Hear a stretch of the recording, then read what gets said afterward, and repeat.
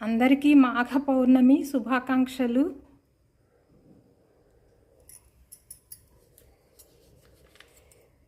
శ్రీరస్తు శుభమస్తు సన్మంగళాని భవంతు నిత్యం. శ్రీరస్తు నిత్యమంగళాని భవంతు.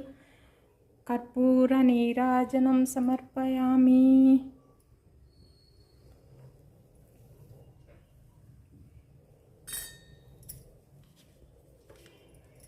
నీరాజనానంతరం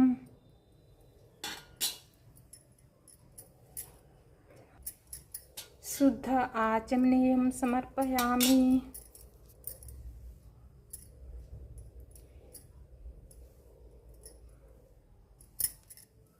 మాఘ పౌర్ణమిని మహామాఘి అని కూడా అంటారు.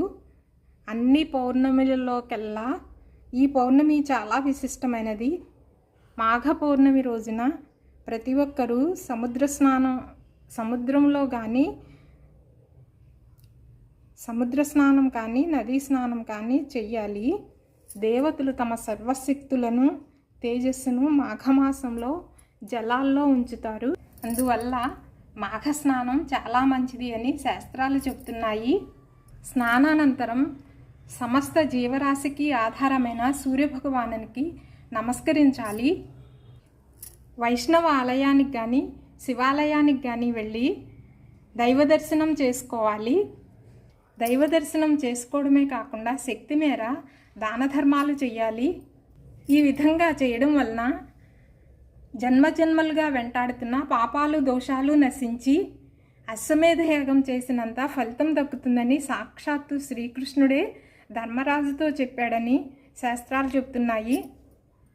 మనకు దగ్గరలో నదులు కానీ సముద్రం కానీ లేకపోతే మనకు లభించిన నీటితోనైనా స్నానం చేయవచ్చు అని పెద్దలు చెప్తున్నారు. Thank you for watching. ఈ వీడియో నచ్చితే please like, share and subscribe.